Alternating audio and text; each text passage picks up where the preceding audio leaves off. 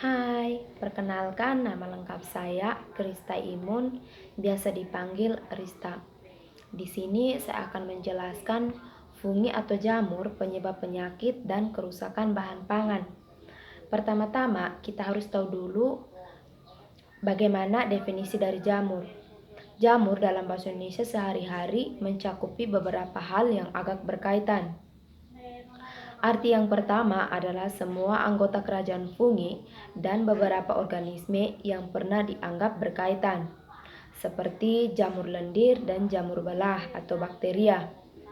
Arti yang kedua berkaitan dengan sanitasi dan menjadi sinonim bagi kapang. Dan arti yang terakhir adalah tubuh buah yang lunak atau tebal dari sekelompok anggota fungi yang biasanya muncul dari permukaan tanah atau substrat tumbuhnya. Tubuh jamur terdiri atas dua tipe, yaitu uniseluler dan multiseluler. Tubuh uniseluler terdiri atas satu sel, misalnya kamir atau Yeats. Sedangkan tubuh multiseluler terdiri atas banyak sel-sel yang memanjang yang disebut hifa atau hipae, yang terjalin satu sama lain membentuk talus vegetatif yang disebut miselium atau mycelium. Hifa dapat dibedakan menjadi bersekat atau septate dan tidak bersekat aseptate. Dalam hal hifa membentuk sekat, bagian hifa yang dibatasi oleh sekat merupakan sel. Beberapa kelompok jamur tertentu dapat mengalami dimorfisme, yaitu pada kondisi tertentu berbentuk uniseluler dan pada kondisi lainnya berbentuk multiseluler. Sifat hidup jamur terbagi atas 3 bagian, yaitu saprofit, parasit, dan simbion. Saprofit sebagai organisme saprofit, fungi hidup dari benda-benda atau bahan-bahan organik mati. Saprofit menghancurkan sisa-sisa bahan tumbuhan dan hewan yang kompleks menjadi yang lebih sederhana. Hasil penguraian ini kemudian dikembalikan ke tanah sehingga dapat meningkatkan kesuburan tanah. Parasit, yakni fungi parasit menyerang bahan organik dari organisme yang masih hidup yang disebut inang. Fungi semacam itu dapat bersifat parasit obligat, yaitu parasit sebenarnya, dan parasit fakultatif, yaitu organisme yang mula-mula bersifat parasit. Kemudian membentuk inangnya, selanjutnya hidup pada inang yang mati tersebut sebagai saprofit. Simbion, yakni jamur dapat bersimbiosis dengan organisme lain. Simbiosis dengan lagak menghasilkan lichen atau lumut kerak. Sedangkan simbiosis dengan akar tumbuhan konifer menghasilkan mikroza. Oke, baik, kita lihat yang berikut, yaitu jamur penyebab penyakit. Yang pertama, jamur penyebab penyakit pada manusia. Pertama-tama kita harus tahu dulu apa itu pengertian jamur sendiri. Jamur merupakan salah satu mikroorganisme penyebab penyakit pada manusia. Penyakit yang disebabkan jamur pada manusia disebut mikosis. Mikosis di sini juga dapat dibagi menjadi 4 bagian, yaitu mikosis superficial, mikosis sistematik, mikosis oportunistik, dan mikosis subkutan. Kita lihat yang pertama, mikosis superficial merupakan mikosis yang menyerang kulit, kuku, dan rambut. Dan yang kedua itu mikosis sistematik, merupakan mikosis yang menyerang alat-alat dalam seperti jantung, subkutan, paru-paru, ginjal, jantung, mukosa mulut, usus, dan vagina. Dan yang ketiga itu mikosis subkutan, yakni infeksi terbatas pada dermis jaringan bawah kulit atau struktur yang berdekatan. Dan kita lihat yang keempat atau yang terakhir, yaitu mikosis oportunistik, adalah infeksi jamur yang baik umum di semua lingkungan atau bagian dari biota normal. Oke, baik, kita lihat yang berikut, jamur penyebab penyakit pada hewan. Jamur menyerang hewan secara langsung dengan menjajah dan menghancurkan jaringan. Mycotosikosis adalah keracunan manusia oleh makanan yang terkontaminasi oleh racun jamur.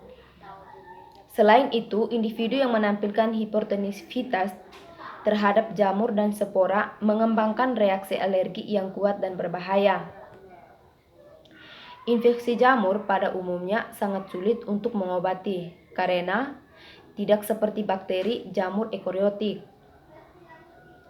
Antibiotik hanya menargetkan sel-sel prokariotik, sedangkan senyawa yang membunuh jamur juga merugikan tuan rumah hewan eukariotik.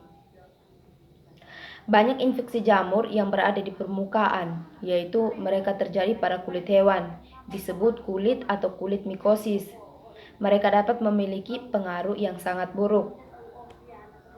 Sebagian contoh kita lihat penurunan populasi katak di dunia dalam beberapa tahun terakhir dapat disebabkan oleh jamur yang menginfeksi kulit katak dan mungkin mengganggu pertukaran gas.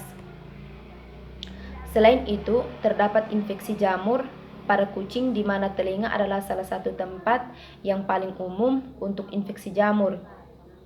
Gejala mungkin termasuk cairan hitam atau kuning, kemerahan pada daun telinga, dan terus-menerus menggaruk telinga. Infeksi jamur mudah didiagnosasi dan biasanya cepat sembuh terhadap pengobatan dengan obat anti jamur. Penyakit hewan lainnya yang disebabkan oleh jamur adalah ringworm, yakni jenis penyakit yang menyebabkan lesih melingkar di kepala kucing, telinga, dan badan. Kulit di sekitar lesih sering bersisik dan botak. Ringworm sangat menular dan dapat menyebar ke hewan peliharaan lainnya di rumah, serta kepada orang-orang rumah atau manusia lainnya. Kita lihat yang berikut, jamur penyebab kerusakan bahan pangan. Pertumbuhan jamur pada pangan dapat menimbulkan berbagai perubahan, baik yang merugikan maupun yang menguntungkan. Jamur yang merugikan misalnya yang menyebabkan kerusakan atau kebusukan pangan, dan yang sering menimbulkan penyakit atau keracunan pangan atau menghasilkan toksin. Sebagai contoh adalah pertumbuhan jamur pada roti dan kacang-kacangan selama penyimpanan, busuknya buah-buahan dan sayur-sayuran, penyakit tipus, diare, toksin tempe bongkrek, botulinin, aflatoksin, dan lain-lain. Jamur dapat masuk ke dalam pangan melalui berbagai cara, misalnya melalui air yang digunakan untuk menyiram tanaman pangan atau mencuci bahan baku pangan, terutama bila air tersebut tercemar oleh kotoran hewan maupun manusia. Jamur juga dapat masuk ke dalam pangan melalui tanah selama penanaman atau pemanenan sayur, melalui debu dan udara, melalui hewan dan manusia, dan pencemaran selama tahap-tahap penanganan dan pengolahan pangan. Dengan mengetahui berbagai sumber pencemaran jamur, kita dapat melakukan tindakan untuk mencegah masuknya mikroba pada pangan. Oke, baik, kita lihat yang berikut atau yang terakhir, yaitu jamur penyebab penyakit pada tumbuhan. Berbagai spesies jamur dapat menimbulkan penyakit pada tumbuhan. Spesies-spesies jamur yang dapat menyebabkan penyakit tumbuhan disebut jamur patogenik.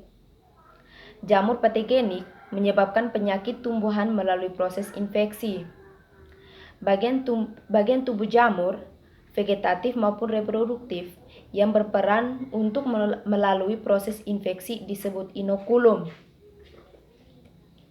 Inokulum masuk ke dalam jaringan tumbuhan dengan cara melakukan penetrasi dengan berbagai cara, yaitu membentuk organ khusus yang disebut haustorium atau jamak haustoria, melalui alami seperti stomata atau melalui luka. Setelah masuk ke dalam jaringan tumbuhan, jamur akan tumbuh melalui kolonisasi sebelum kemudian membentuk organ perkembangbiakan untuk pemencaran.